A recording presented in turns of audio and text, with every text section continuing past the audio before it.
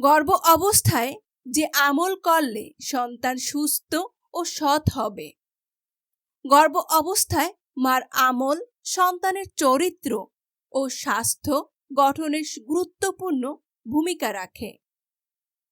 গর্ভ অবস্থায় এই সময় ইবাদত, দোয়া এবং নিয়মিত ভালো কাজ সন্তানকে সুস্থ, সৎ এবং নৈতিক চরিত্রবান করতে পারে।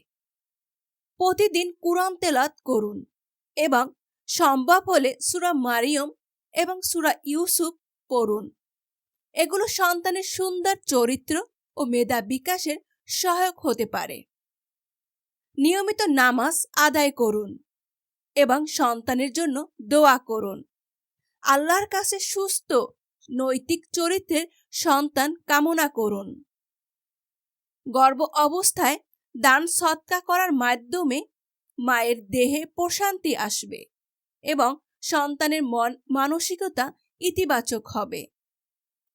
দান সৎকা সন্তানকে মানবিক করে তোলে। মার অন্তরে প্রশান্তি সন্তানের মনের প্রভাব ফেলে। তাই সব সময় ইতিবাচক চিন্তা করুন এবং আল্লাহর উপর ভরসা রাখুন। সৎ, সুস্থ এবং চরিত্রবান সন্তানের জন্য গর্ভ অবস্থায় নিয়মিত আমল করুন। সন্তান আল্লাহর দান।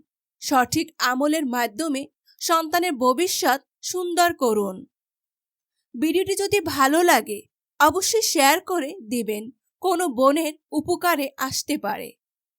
ভিডিওটি যদি ভালো লাগে অবশ্যই একটি লাইক ও আপনার সুন্দর মতামত আমাদের কমেন্ট বক্সে কমেন্ট করুন। ধন্যবাদ সবাইকে।